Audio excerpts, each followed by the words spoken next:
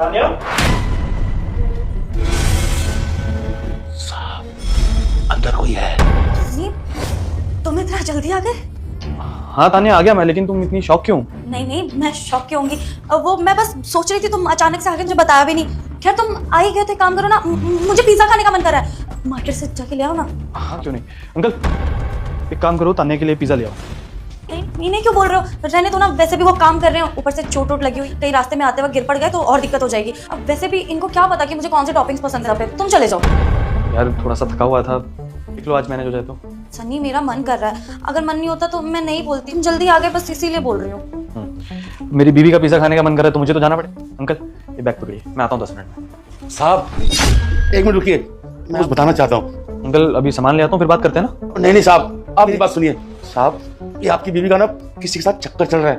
जब आप काम पे चले जाते हैं ना तो वो रोज आता है और 2-2 3-3 घंटे एक कमरे में बंद रहते हैं। साहब रुक जा बेटे, अगर अपनी माँ की लंबी उम्र चाहता है तो इस चैनल को लाइक और सब्सक्राइब कर दे। क्या इनका किसी के साथ चक्कर है साहब। अगर आपको यकीन नहीं आता ना तो आप अंदर देख लो, वो भी अंदर ही है साहब।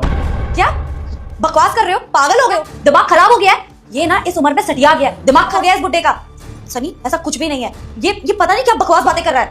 अरे नहीं साहब, मैं झूठ नहीं बोल रहा हूँ। अगर मैं झूठ बोल रहा हूँ तो क्या ये मेरी चोटें भी झूठी हैं क्या? सच कह रहा हूँ साहब, वो आदमी अंदर है साहब।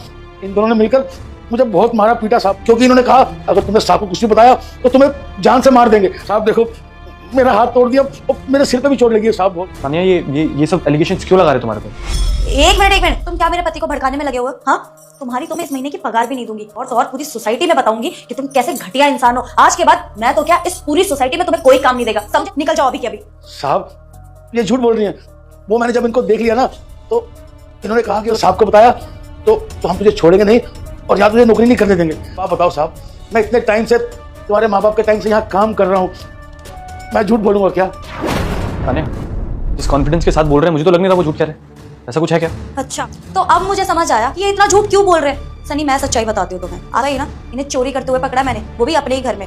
और जब मैंने इनसे बोला कि तुम हमारे घर में चोरी क्यों कर रहे हो, मैं काम से निकाल दूंगी, तो पता है पहले तो इन्होंने मुझसे माफी मांगी, और जब मैं नहीं मानी तो मुझे धमकी दी कि अगर मैंने उन्हें बताई तो ये मन गढ़ंत कहानियां बना के तुम्हें बता देंगे। और इसीलिए ये पता नहीं कौन सी कहानियां बना के तुम्हें बता रहे हैं। अरे ऐसा कुछ नहीं है, ये बस तुम्हें मेरे खिलाफ भड़काना चाहते हैं ताकि इनकी गलती छुप जाए, क्योंकि वैसे भी मैं इनको आज काम से निकालने वाली थी।